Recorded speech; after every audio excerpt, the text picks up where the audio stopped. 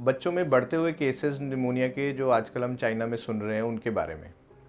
मैं डॉक्टर राहुल वर्मा, मैं एक बाल रोग विशेषज्ञ चाइल्ड स्पेशलिस्ट हूँ। वेलकम टू हेल्दी हो।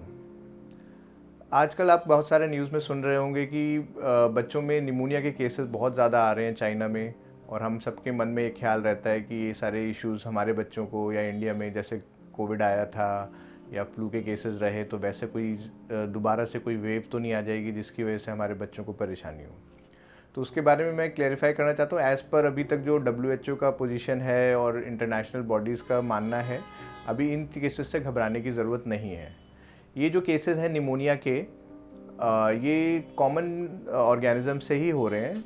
माइकोप्लाज्मा निमोनी कहते हैं सबसे कॉमन जो है, वो पहले भी होता रहा है। उसके अगेंस्ट हमारे पास एंटीबायोटिक्स हैं जिनसे हम उन चीज़ों को हैंडल कर सकते हैं। उसके अलावा कुछ और वायरसेस हैं लाइक RSV, एडिनो और फ्लू वायरसेस, तो उनके भी हम मैनेज कर सकते हैं। ये केसेस हमारे यहाँ भी पहले होते रहे हैं, बट जैसा कि फ्लू में होता है कि हर साल के साल जैसे जैसे हम उसके अगेंस्ट वैक्सीन बनाते हैं तो वायरस अपने आप को चेंज कर लेता है। सो पोस्ट कोविड जो रिस्ट्रिक्शंस वहाँ पे काफ़ी लेट ख़त्म हुई, तो एक सडन सर्ज आया।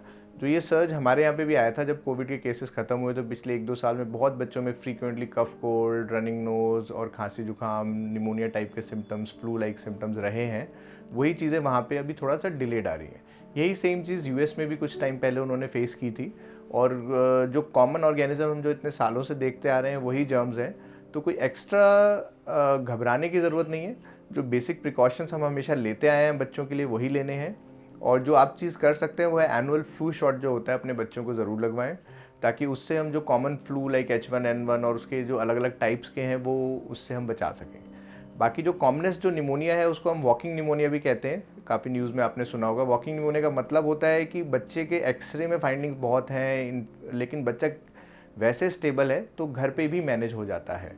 तो कुछ दवाइयाँ देके, मुंह की दवाइयों से भी घर पे भी मैनेज हो रही हैं काफ़ी बीमारियाँ। कुछ केसेस में जब कंडीशन वर्सन हो रही है तो हॉस्पिटलाइज होना पड़ रहा है। पर अभी के सर्कमस्टांसेस को देखते हुए चाइना से जितनी भी न्यूज़ आ रही हैं उनको लेके आपको कोई घबराने की ज़रूरत नहीं है। उस चीज़ को हम टैकल ईजिली कर सकते हैं। चाइना में निमोनिया के केसेस बढ़ रहे हैं, उससे हमें बचाने के लिए जो हम अपने एंड पे जो हम प्रिकॉशंस ले सकते हैं उन पे हमेशा ध्यान रखना है। बच्चों की इम्यून सिस्टम या इम्यूनिटी को कैसे अच्छा रखें उस पे हमें ज़्यादा ध्यान रखना है। उसके लिए सबसे इम्पॉर्टेंट यही है कि हमारे बच्चों में जितना हम पौष्टिक आहार दे पाएँ, जितना जंक फूड अवॉइड कर पाएँ, जितना बच्चे हेल्दी खाएंगे जिसमें फल, फ्रूट्स, ओट्स, दलिया, ये सब चीज़ें रहेंगी तो विटामिन्स, मिनरल्स नेचुरली मिलते हैं, जिससे बच्चों को इन्फेक्शन से फाइट करने में मदद मिलती है। साथ में हमारा basic level of hygiene maintain करके रखना है। ये हैंड वॉश फ्रीक्वेंटली करें और क्राउडेड प्लेसेस को हम जितना अवॉइड कर पाएँ। कंसिडरिंग इतना पोल्यूशन लेवल्स भी ज़्यादा हैं, तो अगर आप मास्क यूज़ कर पाएँ क्राउडेड प्लेसेस में तो वो बहुत हेल्पफुल रहेगा। वार्म वाटर फ्रीक्वेंटली ले सकते हैं, हनी ले सकते हैं।